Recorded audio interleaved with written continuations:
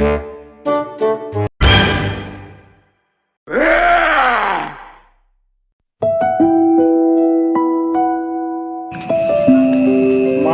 কোনো ইনসাফ নেই, মানুষ এখন আর খাদ্যর কোনো মূল্যায়ন করে না। মানুষের কোনো ইনসাফ নেই, এত কষ্ট লাগে খাদ্য ইনকাম করতে, আর মানুষ সেই খাদ্য আপনি চিল্লাচ্ছেন কেন? এটা ধর খা। আরে মানুষের জানিস না, মানুষের কোনো ইনসাফ নেই। মানুষ এত কষ্ট করে টাকা ইনকাম করে, আর সেই খাদ্য যদি অপচয় করে, মানুষের ভিতরে কোনো ইমান নেই। বুঝতে পারছিস?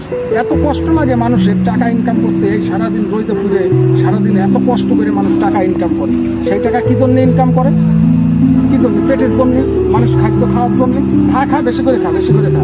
আর সেই মানুষ যদি সেই খাদ্য অপচয় করে, তাহলে তখন তোর কিরাম লাগবে।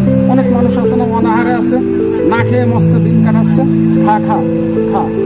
আর সেই মানুষ যদি মনে করে এই খাদ্য নিজেও খাচ্ছে না, আর একজনেরও খাইতে দিচ্ছে না, যদি ফেলাই যায়, তাহলে তখন কিরাম লাগবে।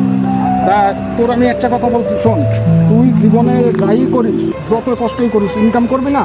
তাই ইনকাম করবি, খা, রুটি খা, আরো খা।